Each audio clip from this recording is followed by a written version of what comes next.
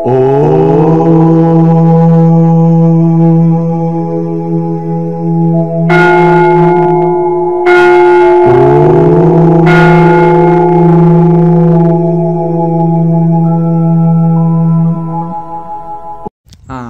అమ్మ, ఈరోజు మీరు ఇప్పుడు ధ్యానంలో పొందిన అనుభవం చెప్పండి తల్లి. నేను ఈరోజు ధ్యానం చేస్తుంటే శూన్యంలోకి వెళ్ళిపోయినాను స్వామి. చీకట్లోకి పోయి ఒక్కసారిగా అన్ని వెలుగులు వచ్చినాయి. ఆరెంజ్ కలర్ లో సూర్యుడిని చూస్తూ ఉన్నట్లు అనిపించింది. ఒళ్ళంతా అదురుతోంది, వైబ్రేషన్ మాదిరి నాకు ఒళ్ళంతా అదురుతోంది. కాసేపు నాకు కంట్రోల్ చేసుకునే కాలేదు ఒళ్ళు, ఆ మాదిరి అనిపించింది. మళ్ళీ శాంతంగా. ఎక్కడ కనిపించినాయి అనుభూతి? ఇక్కడ ఆజ్ఞాచక్రం. ఆజ్ఞాచక్రంలో ఏమేమి కనిపించినాయి? Colour colour colour. ఫస్ట్ శూన్యంలోకి చీకట్లోకి పోయినాయి. మళ్ళీ చుక్కలు చుక్కలు డాట్లు మాదిరి బ్లూ బ్లూగా డాట్ కలర్స్ వచ్చినాయి. Colour colour colour green orange వచ్చి ఆరెంజ్ మట్టు పెద్దగా కనపడుతుంది. చూస్తా ఉన్నాను. ఒళ్ళంతా షివరింగ్, వైబ్రేషన్ మాదిరి కంట్రోల్ కాలేదు ఒళ్ళు. కాసేపట్లే అనిపించింది. అదే ఆత్మ సూర్యుడు అంటారు. అర్థమైంది కదా? సూర్యనారాయణుడు. బయట నారాయణుడు విగ్రహం పోతే నల్లరాతి విగ్రహం ఏం కనిపించదు. సూర్యనారాయణుడు. సంతోషం, నాకు చాలా సంతోషమైంది. పెద్దగా ఉంది ఆరెంజ్ కలర్. సూర్యుడేనా అనే లోపలే ఒళ్ళు నాకు కంట్రోల్ లేదు. మరి మీకు అప్పుడు ఎట్లా అనిపించింది? ఒక రకమైన ఆనందము. నాకు ఒళ్ళు ఎక్కడో తేలుతా ఉన్నాను, నేను గాల్లో తేలినట్టుంది. తేలుతా ఉన్నాను నేను. చాలా సంతోషం. మరి ఎప్పుడు కలగలేదా ఈ అనుభవం? లేదు గురువు గారు, నేను ఇంట్లో చేస్తున్నాను కానీ ఇట్లా తెలియలేదు. అదే జ్ఞాన దీపేన భాస్వత అని కృష్ణ పరమాత్మ అంటున్నాడు. ఆ జ్ఞాన దీపాన్ని వెలిగిస్తాను. నమ్మకం ఉండి చేస్తే అన్ని దొరుకుతాయి గురువు గారు. సంతోషం. పూర్ణకేచర్ వచ్చిందమ్మ మీకు? వచ్చింది గురువు గారు.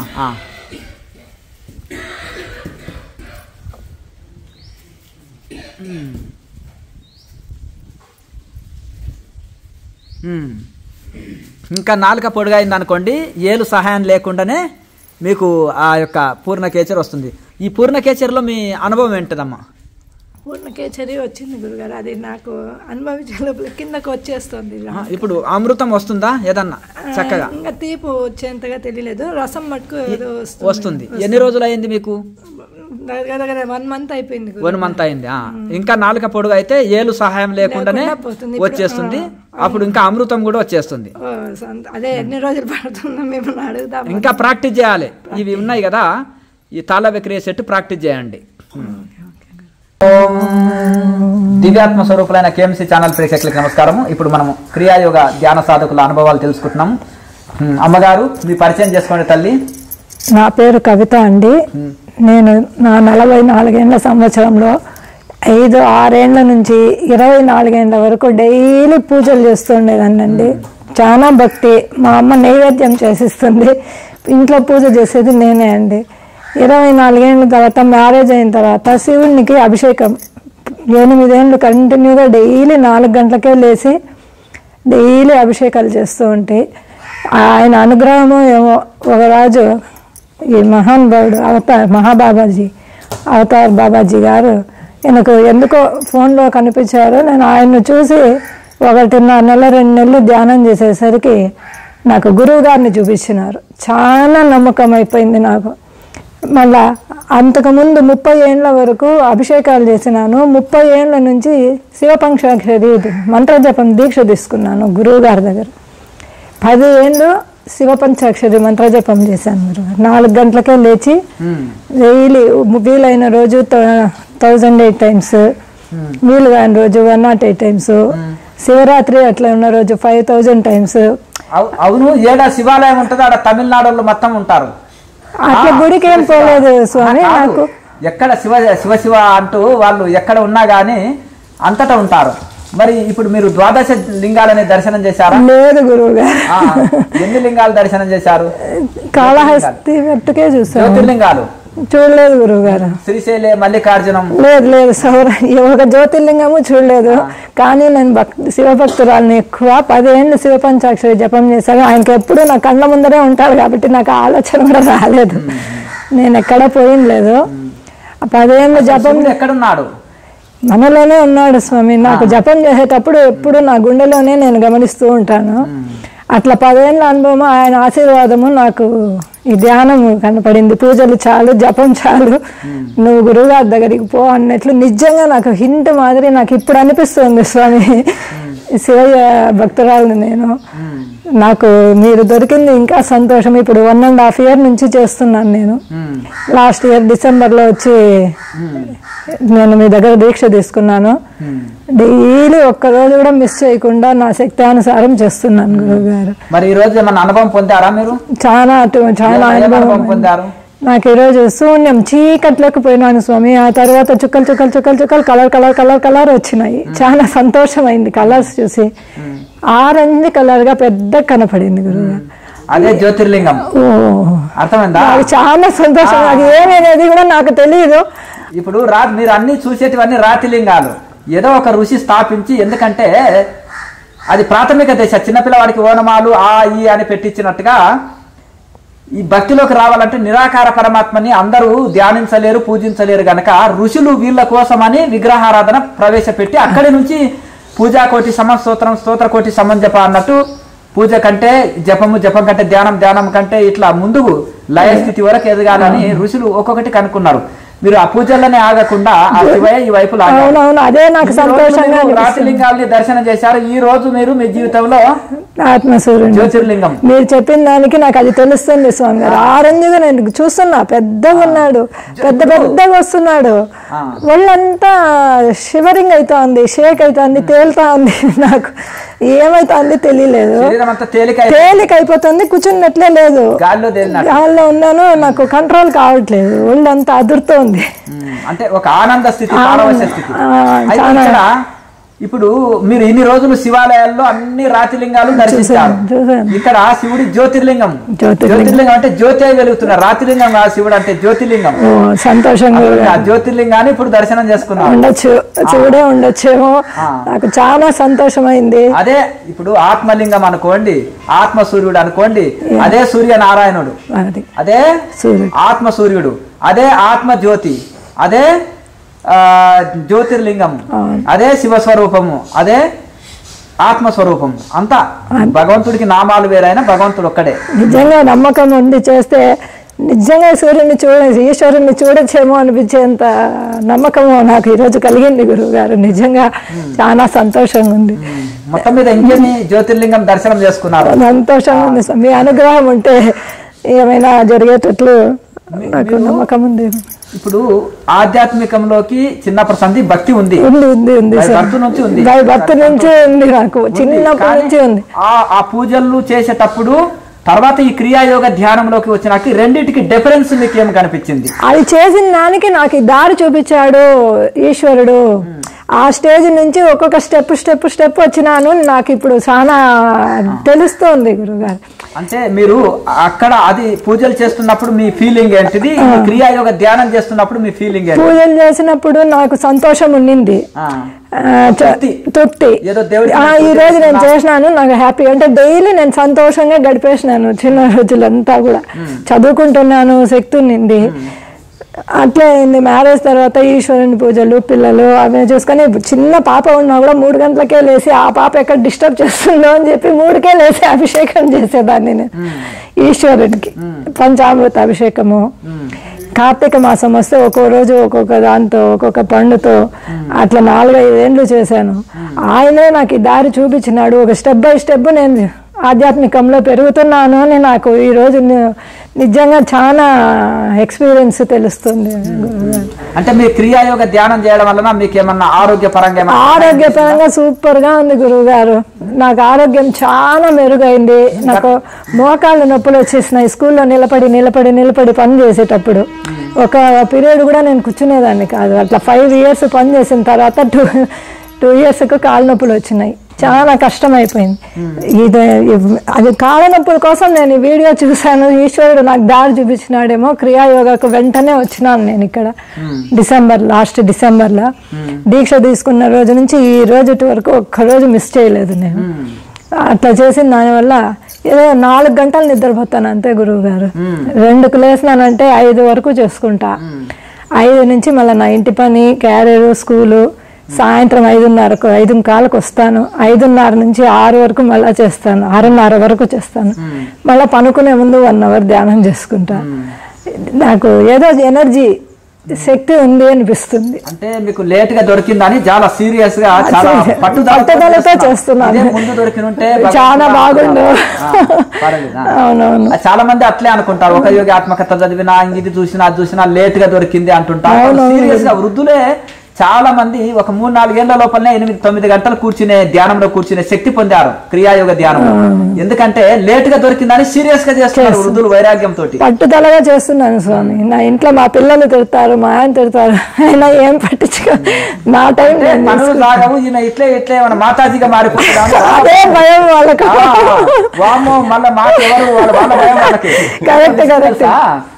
మగవాళ్ళు చేస్తుంటే మా ఆయన ఏమన్నా సన్యాసిగా మారిపోతాడా? మా అబ్బాయి అట్లే అంటాడు, నాకు దూరం అయిపోతావు.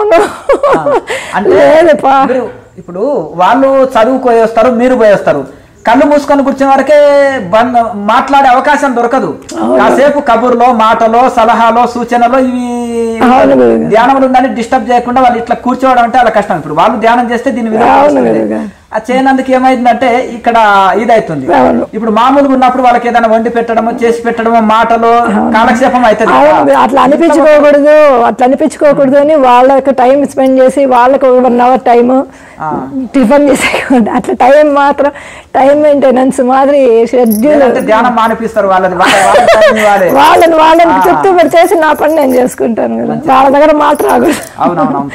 పిల్లలకి టైం కాకపోతే మనము ధ్యానం చేస్తే భయపడొద్దు.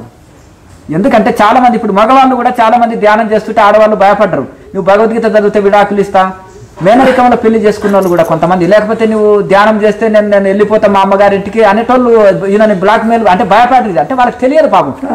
భర్త సినిమాలకు బార్కి వెళ్తే భయపడాలి, 12 గంటలకు ఇంటికి వస్తే భయపడాలి, అంతేనా కదా. ఇంకేదన్నా బయట తిరుగుళ్ళతోటి భయపడాలి. ధ్యానంలో వస్తే క్రమశిక్షణ ఉంటుంది. దేవుడు, భయము, భక్తి అనేది ఉంటది. మంచి మార్గం పోయేటప్పుడు భయం లేదు. కుటుంబాన్ని చక్కగా చూసుకుంటాడు, రెస్పాన్సిబిలిటీగా ఇవన్నీ ఉంటది. అప్పుడు భయపడొద్దు ఆధ్యాత్మికంలో వచ్చిన. ఇప్పుడు ఇంకొకటి, ఇద్దరు ఆధ్యాత్మిక ధ్యానం చేసుకున్నారు అనుకోండి, ఇంకా ఒకే సమయంలో ధ్యానం చేసుకుంటారు. అన్ని సమయపాలన కరెక్ట్ గా ఉంటది, అంతేనా కదా. కనుక వాళ్ళు ఇప్పుడు వీళ్ళు మా ధ్యానంలో కూర్చున్నప్పుడు వాళ్ళ బోర్ కొట్టకుండా, అంతేనా కదా, కాసేపు మాట్లాడుకున్న ధ్యానం గురించి చర్చించుకుంటారు, సంసారం గురించి చర్చించుకుంటారు. ఏమైనా పనులు ఇప్పుడు ఇంట్లో ఏమైనా పనులు చేయాలన్నా ప్లాన్ ప్రకారం ప్లాన్ చేయడానికి అట్లా ఒకే సమయంలో ధ్యానం చేస్తారు, ఒకే సమయంలో డ్యూటీకి వెళ్ళిపోతారు, ఒకే సమయంలో ఇంటి గురించి చర్చించుకుంటారు, ఫ్యూచర్ చర్చించుకుంటారు. అన్ని ఒక సమయపాలన కరెక్ట్ ఒక పద్ధతి క్రమశిక్షణ వచ్చేస్తుంది. ధ్యాన కుటుంబం ధాన్య కుటుంబం అవుతుంది. ఇప్పుడు నిన్న 2-3 ఫ్యామిలీలు వాళ్ళు ఎంత మంచిగా చక్కగా కుటుంబ సభ్యులు అందరు ధ్యానం చేసుకుంటున్నారు. ఆ చిన్న పిల్లలు కూడా, ఆ పాప కూడా నీకు మెమరీ పవర్ పెరుగుతుంది, ధ్యానం చేస్తున్నారు. బాబు కూడా అట్లా ఈ విధంగా చాలా మంది ధ్యాన కుటుంబం ధన్య కుటుంబం అవుతుంది. చాలా సంతోషంగా మీ వారు కూడా ఇంట్రెస్ట్ చూపుతున్నారు ధ్యానంలో. ఇప్పటి నుంచి చేస్తారు, ఇంకా ఈ రోజు నుంచి చేస్తే చాలా సంతోషం. ఇద్దరు కలిపి మీ ఆశీర్వాదం గురువు గారు, మీ ఆశీర్వాదాలు ఉంటే ఇంకా ఏమన్నా సాధించవచ్చు. 2 గంటలు చేసినప్పుడు ఆయన 1 గంట అయినా టైం ఇస్తారులేండి. అయితే ఆ విధంగా ఇప్పుడు మీకు మోకాళ్ళ నొప్పులు పోయినాయి. చాలా మటుకు చాలా సంతోషంగా ఉంది. నార్మల్ గా నడుస్తున్నాను, నేను కుంటుకుంటూ నడిచేదాన్ని. ఇప్పుడు భయం లేదు, ధైర్యం వచ్చేసింది. లేదు, ఆంధ్ర మాది. 12 ఏళ్ల నుంచి చెన్నైలో ఉంటున్నారు. సరే, మరి టీచర్ గా మీరు అక్కడ జాబ్ చేస్తున్నారు కదా? అవును, 8 ఏళ్ల నుంచి ప్రైవేట్ శంకర విద్యాలయ, శంకరాచార్యులు. అలాగా, సరే సంతోషం. అయితే ఇప్పుడు మీకు మోకాళ్ళ నొప్పులు పోయింది, ఇంకేం హెల్త్ బెనిఫిట్ కలిగింది ధ్యానంతో? శక్తి గురువు గారు, చాలా శక్తి. ఎంత పని చేసినా నాకు స్ట్రెయిన్ తెలియడం లేదు. స్కూల్లో ముందైతే అరిచి ఈవినింగ్ ఇంటికి వచ్చేసరికి కష్టంగా ఉండేది, డల్గా ఉండేది. అయ్యో చేయాలి, డిశ్చార్జ్ మాది. ఇప్పుడు అంత స్ట్రెయిన్ తెలియడం లేదు, ఇంకా కష్టపడలా. రిచార్జ్ చేసుకొని స్కూల్లో చెప్పేస్తున్నారు, రీఛార్జ్ అవుతుంది. నిజంగా ఒక మాదిరి శక్తి. 4 అవర్స్ నిద్రపోతాను. మా ఆయన అదే అంటారు, ఎట్లా నిద్ర మేల్కొని ఉంటావు, ఎట్లా పని చేస్తావు అని. ఆయన పని చేసుకున్నా కూడా ఏం స్ట్రెయిన్ తెలియదు. సోలార్ ఎనర్జీ ప్లేట్ల ద్వారా మనం బ్యాటరీలో నాకు అందువల్లే నమ్మకం ఎక్కువైంది. ఎట్లా నిద్ర 4 అవర్స్కే చాలు అని పని చేసుకుంటున్నాము. మా పిల్లోడు అంటాడు, ఎట్లమ్మా నువ్వు పని చేస్తావు అని. యాక్టివ్గా వాళ్ళని ఇబ్బంది పెట్టకుండా వాళ్ళకి చేసి పని చేస్తాం. భోజనం తగ్గిపోతుంటుంది, భోజనం చాలా తగ్గింది. కొద్ది ఆహారం తీసుకున్నా గానీ అవును, తక్కువ నిద్ర అయినా గానీ మంచిగా యాక్టివ్గా ఉంటాం. అవును. అలాగే ఇంకొకటి ఏంటిదంటే కొంతమంది వృద్ధులు ధ్యానం చేస్తుంటే 70-75 ఏళ్ళ వృద్ధులు కూడా, యువకులు కూడా వాళ్ళతో పోటీ పడలేకపోతున్నారు. ఆ వృద్ధులకు వస్తుంది, ఖచ్చితంగా వస్తుంది. వాళ్ళతో పాటు పని చేయలేకపోతున్నారు. పని చేస్తున్నారు, ధ్యానం చేస్తున్నారు. ఎందుకంటే ఇట్లా ఈ విధంగా సాధన వలన వాళ్ళకి ఆ శక్తి పొందుతుంది. ఖచ్చితంగా శక్తి వస్తుంది గురువు గారు. దాంట్లో ఏదో ఉంది, అది మనం సాధించుకోవాలంటే నమ్మకం ఉంటే ప్రతి ఒక్కరికి అన్ని దొరుకుతాయి. ఈ ప్రాణాయామం వలన నాడి శుద్ధి కావడం వలన నాడులు శక్తివంతము, శరీరం శక్తివంతము. ప్రాణాయామం చాలా బాగుంది గురువు గారు. నాకు ధ్యానం కన్నా కూడా ప్రాణాయామంలోనే నేను ఎక్కువ చేస్తుంటాను, ఆనందంగా. ప్రాణాయామం తర్వాత మనం ధ్యానం చేసినాం అనుకోండి, అద్భుత ఫలితము, అంటే మంచి శాంతి, దైవంలో లీనమవుతున్నాం. చేస్తాను గురుగారు. ధ్యానానికి ఇంకొంచెం టైం పడుతుందేమో తెలియలేదు. అంటే ఎంతసేపు ప్రాణాయామం చేస్తున్నారు, ఎంతసేపు ధ్యానం చేస్తున్నారు? నేను 1 hour ధ్యానం చేస్తాను గురుగారు. 2 hours ప్రాణాయామం చేస్తాను. 3 hours. నేను 2కు లేసానంటే 2:05 అట్లా కూర్చుంటే 5:10 వరకు చేస్తాను. మీకు ఆ 1 hour డీప్ మెడిటేషన్ కుదురుతుంది కదా? డీప్ మెడిటేషన్ మైండ్ స్కూల్లో ఏదన్నా జరిగిందంటే గురువు గారు అది టక్ అని మారుతుంది. అది కొంచెం కంట్రోల్ చేసేదానికి ట్రై చేస్తాను. అంటే ఇప్పుడు మీరు ప్రాణాయామం చేసి ధ్యానం చేస్తే చక్కగా ఉంటుంది. ప్రాణాయామం బాగా జరిగింది అని నాకు తోచిందంటే ధ్యానం ఆటోమేటిక్ గా తెలియకుండానే జరిగిపోయి ఉంటుంది గురువు. చూసారా ఎంత చక్కటి మాట ఇది. అవును. ఎప్పుడైతే ప్రాణాయామం చక్కగా సాగింది అనుకో అప్పుడు తెలియకుండానే ధ్యానం నీట్ గా మనకు ఆనందంగా ఉంటుంది. అట్లా కూడా ఎంజాయ్ చేస్తాను నేను. ఈ రెండింటికి లింక్ ఉంది. ప్రాణాయామం తోటి మనసు కంట్రోల్ అయిపోతుంది. మనసు కంట్రోల్ అయినప్పుడు ధ్యానము కుదురుతుంది. అట్లా గురువు గారు దేనికి టెన్షన్ ఉండదు. ఏదన్నా చేయాలనుకున్నా చేసేయచ్చు. మనశ్శాంతి పొందారా? చాలా శాంతంగా ఉంటుంది. మనశ్శాంతి ఉంది. అంటే ముందు టెన్షన్ గా ఉండేది, ఇప్పుడు దేనికి టెన్షన్ పడేది లేదు. అన్ని జరుగుతాయి. మనశ్శాంతి హాయిగా ఉంది గురువు గారు. ఇప్పుడు ఏది ఉన్నా లేకపోయినా మనం హ్యాపీగా ఉంటాం. మనసుకు శాంతి లేదు. ఏం లేకపోయినా హాయిగా ఉంటుంది. అంత అనుభవం తెలుస్తుంది, ఖచ్చితంగా తెలుస్తుంది. ఎవరైతే ఆధ్యాత్మికంలో రారో వాళ్ళకి సకల సంపదలుండి అన్ని ఉండి కూడా దుఃఖిస్తుంటారు. ఎవరు ఆధ్యాత్మికంలో బాగా సాధన చేసి ధ్యానంలో తృప్తి చెందారో వాళ్ళకి ప్రపంచంలో ఏది లేకున్నా ఉన్నదాంతో తృప్తి పడి ఏది లేకున్నా హ్యాపీగా ఉంటారు. అవునవును, పెద్దలు చెప్పేటివన్నీ నిజం అనిపిస్తాయి నాకు. మీ జీవితంలో ఇది ఓకే అయినా ఇవన్నీ? అవునవును, నాకు అన్ని స్టెప్ బై స్టెప్ ఒక్కొక్కటే నడుస్తూ ఉన్నట్లు నాకు తోచుతుంది. మంచి లోక సమస్త అందరి క్రియాయోగం ధ్యానం చేయండి, తరించండి. బ్రహ్మజ్ఞాన భారతే మన లక్ష్యం. బ్రహ్మజ్ఞాన భారతే మన లక్ష్యం.